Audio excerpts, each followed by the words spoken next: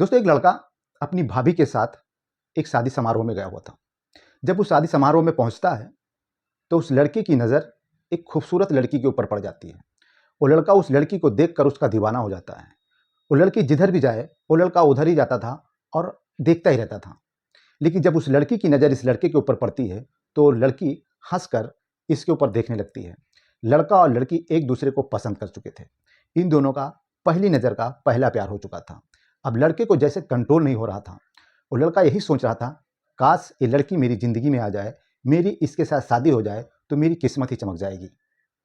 वो लड़का अपनी भाभी के पास जाता है और उस मेहमानों के बीच से अपनी भाभी को साइड में लाकर उस लड़की की तरफ इशारा करते हुए बोलता है कि भाभी, उस लड़की को देखो, कितनी खूबसूरत है।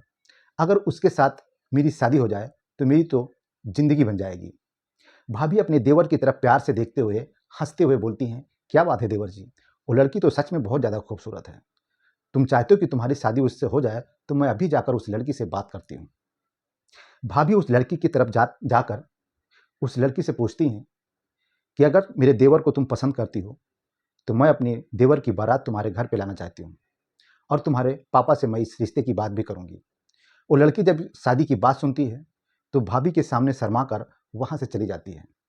अब भाभी सब कुछ समझ चुकी थी कि ये लड़का और लड़की दोनों एक दूसरे को पसंद करते हैं और एक दूसरे से प्यार करते हैं। भाभी शादी समारोह से अपने घर आती हैं देवर के साथ और अपने पति से इस सारी पूरी बातें बताती हैं। भैया को भी एतराज़ नहीं था, अपने छोटे भाई की शादी वो बहुत जल्दी करना चाहते थे। भैया और भाभी उस लड़की के घर पे जाते हैं और घर पे जाने के बाद उसके पापा से उस लड़की का अपने भाई के लिए हाथ मांगते हैं। पापा को भी अपनी लड़की जवान हो गई थी, उसकी शादी करनी थी, उनको भी चिंता थी क्योंकि वो दिल्ली में उनका कोई कारोबार था और इसी चलते वो लगभग कम टाइम ही गांव में आते थे। वो चाहते थे कि मैं आया हूं तो सच में अब मैं अपनी लड़की की शादी ही करके जाऊं। रिश्ता तय होता है और तारीख निकाली जाती है 25 अप्रैल 2025 की। लेकिन थोड़ी देर के बाद फैसला बदल जाता है। लड़की का बाप बोलता है कि मैं चाहता हूं कि मार्च में ही शादी कर देनी चाहिए क्योंकि मुझे जल्दी जाना है। अब 7 मार्च 2025 को डेट फिक्स कर दी जाती है।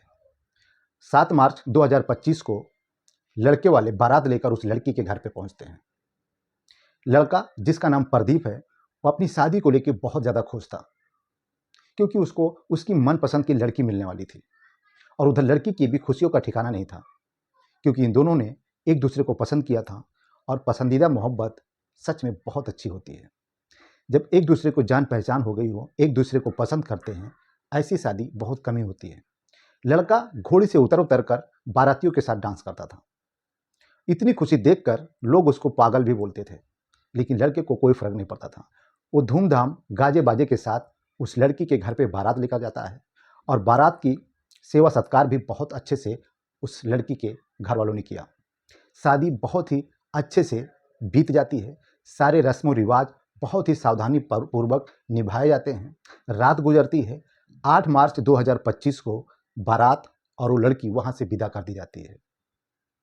लड़का प्रदीप, उस लड़की का नाम शिवानी कुमारी है। प्रदीप और शिवानी कुमारी एक गाड़ी में बैठकर अपने घर पे आ जाते हैं। पूरा दिन ये दोनों रात होने का इंतजार करते हैं कि कब रात आए और कब हम दोनों की सुहाग रात हो। अब ये दोनों उस टाइम का बेसब्री से इंतजार कर रहे थे। लड़के की खुशी का ठिकाना नहीं था। लड़का भी कहीं दिल्ली बम्बई काम करता था, वो टाइल्स का काम करता था। वो अपनी शादी की तैयारी लगभग 6 महीने से पहले कर रहा था। उसने अपने घर में हर जगह उसने टाइल्स से अपने घर को सजा रखा था। उसको इतनी खुशी थी कि उस लड़की को कहीं भी उसके पैर में मिट्टी ना लगे। वो इसको इतनी खूबसूरत और इतनी मासूम समझता था।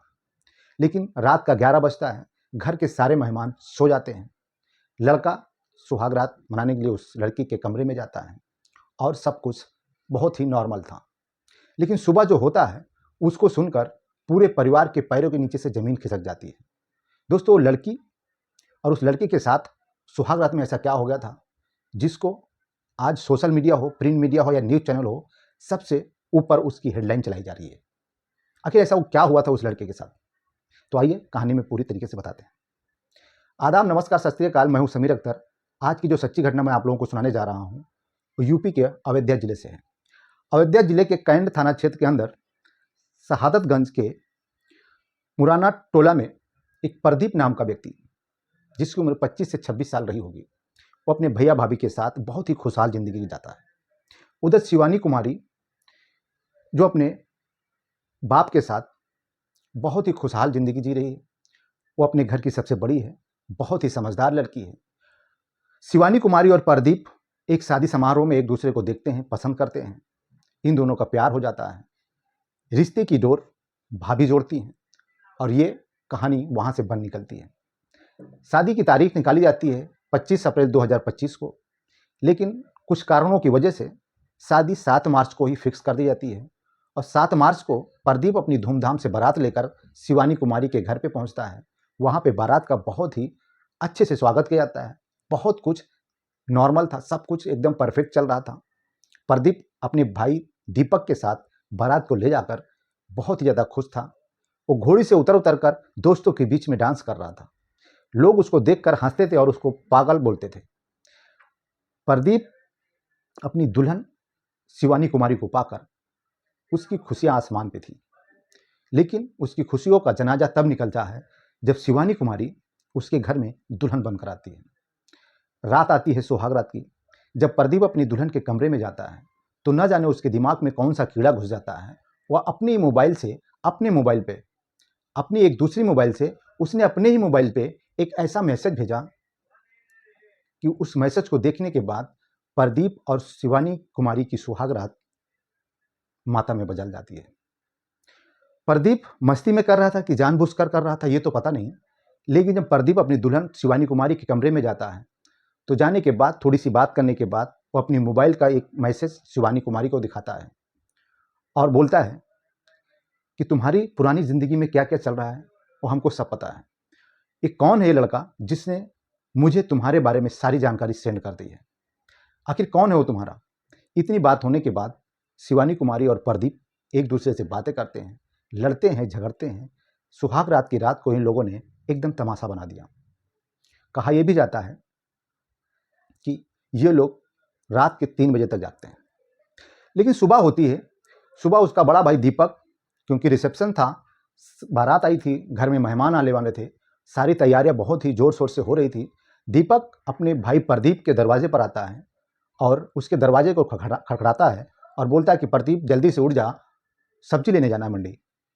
दीपक अपने भाई के दरवाजे को खटखटा कर तैयार होकर वो वहाँ से निकल जाता है, मंडी जाता है, क्योंकि मेहमानों के लिए सब्जी का इंतजाम करना था, घर में बहुत सारी तैयारियां करनी थी। प्रदीप अभी तक कमरे से बाहर नहीं निकला था। 7:30 बजे का टाइम हो गया था। घर के मेहमान लोगों का मजाक बना रहे थे कि शायद रात भर जगे हैं, इसके लिए अभी तक इन लोगों की नींद नहीं खुली है। अब घर की जो मजाक करने वाली महिलाएं थी वो प्रदीप और उस दुल्हन का मजाक बना रही थी। लेकिन तभी उस कमरे में एक छोटी सी लड़की एक खिड़की के रास्ते से झांक कर देखती है तो वहां पर देखती है कि शिवानी कुमारी की लाश बेड पर बेसुध अवस्था में पड़ी हुई है। और दूसरी तरफ देखती तो प्रदीप एक पंखे से लटका हुआ मिलता है। उस लड़की की चीखें निकल जाती हैं और वो भागते हुए आती है, पूरे मेहमानों के सामने एकदम चिल्ला चिल्ला कर बोलने लगती है। ये बात जब पूरे मेहमानों को पता चलता है तो सबकी रूह कांप जाती है, सबके पैरों के नीचे से जमीन खिसक जाती है, सब रोने चिल्लाने लगते हैं। किसी को समझ में नहीं आता था आखिर ये हो कैसे गया। रात में तो इतने खुश थे और ये दोनों एक दूसरे को पसंद करके शादी किए हैं, आखिर ऐसा क्या हो गया कि ये दोनों रात में मर गए, और वो भी सुहाग रात की रात को।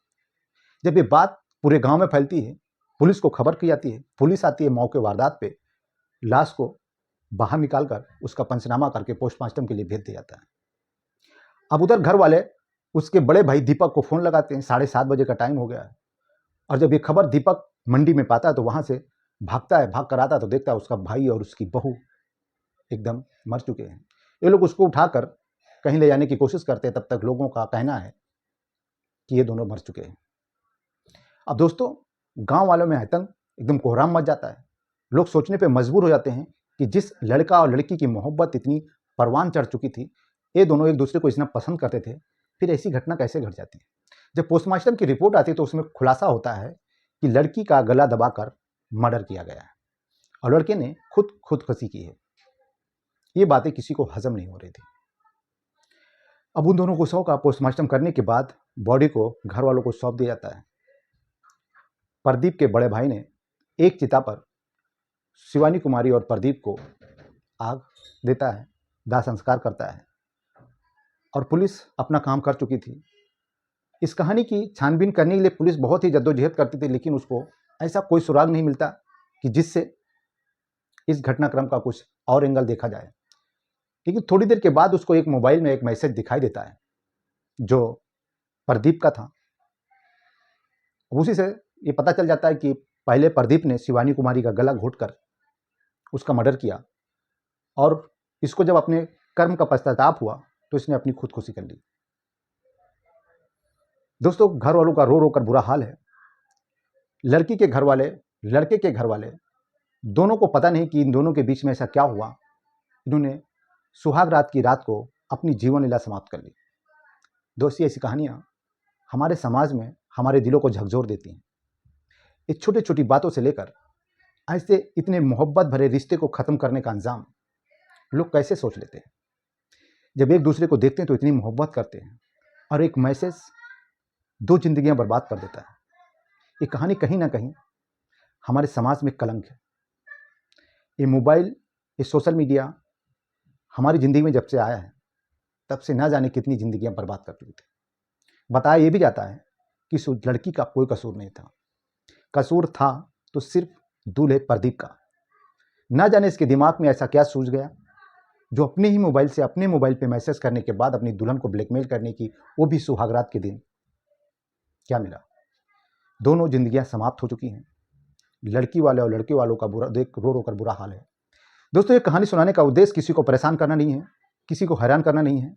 एक कुछ कहानी सुनाने का उद्देश्य सिर्फ और सिर्फ आप लोगों को जागरूक करना है, आप लोगों को सतर्क करना है। कोई भी रिश्ता बनाने से पहले, किसी के पास जाने से पहले हकीकत को जानना बहुत ही ज़रूरी है। जब आप हकीकत से परे रहते हैं तभी ऐसी घटनाएं होती हैं और ऐसे समाज में मैसेज जाता है। तो दोस्तों, मिलता हूं एक ऐसी ही क्राइम स्टोरी के साथ। तब तक अपना और अपनों का ख्याल रखें, सावधान रहें, सतर्क रहें। जय हिंद, जय भारत।